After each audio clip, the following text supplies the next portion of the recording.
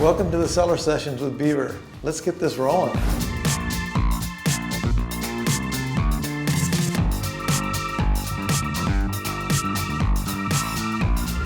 Hey, we're back in the cellar. I was thinking maybe we talk about Zen Festival Festival. Really is a dear project of mine. I was in part of that for many years.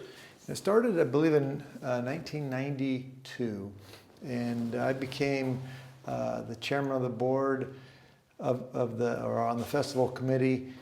I think it was, well, I guess it was probably around this year, which is the 10th annual, so that would be in 2002.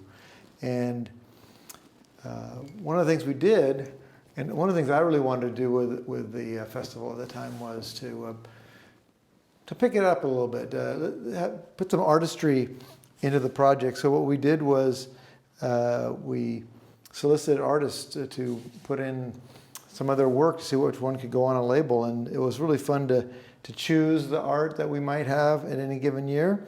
And this one was a brainchild of Richard Surrett, was the Old Vine Cuvée. And he's like, we should do one with just old vines.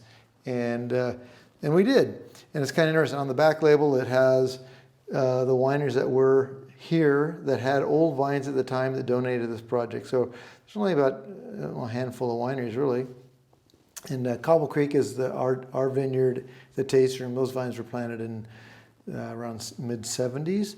Then the Ducey Vineyard, of course, Martinelli, Mustard Creek, Pazenti, Ranchita Canyon, Redhead, Surrett, had been around forever, and Swiss Galena Vineyard. So this was kind of neat that we all donated to that, but then that became the inspiration for what do we do next year?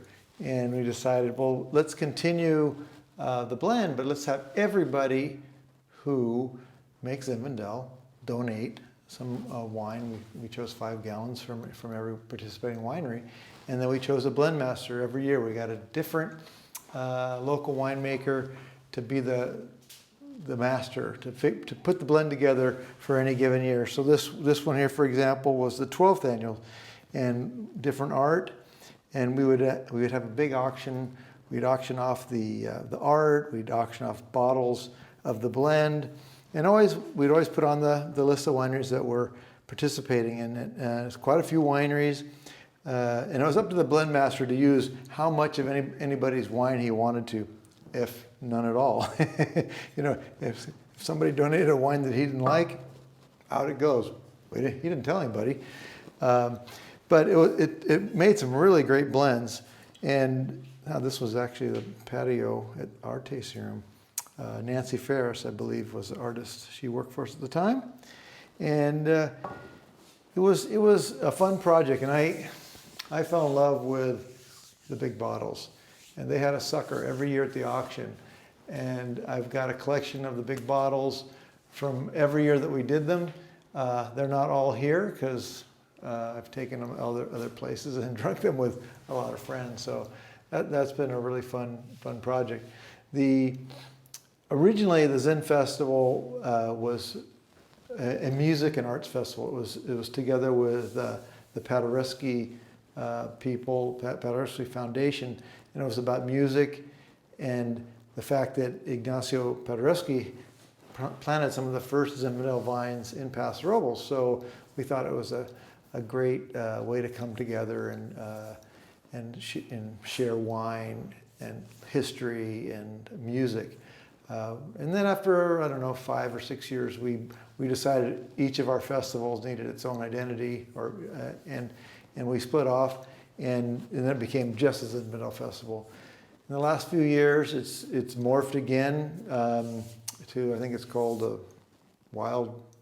Vintage Wine Festival, or blends, I can't remember. Vintage Paso. Oh, it's morphed into the Vintage Paso, which is more inclusive, and it's a lot of blends, it's a lot of different things. But personally, I liked it as a Zinfandel Festival, and like some of you guys still call Well Rock Beaver Stock, well, I still call Vintage Paso Zen Fest, and we had so much fun doing it over the years, and we'll continue doing it. However, they discontinued the blend, so we're lucky that we do have these ones to enjoy. Yeah, every now and then I'll crack one open and bring it out for the Zen Fest.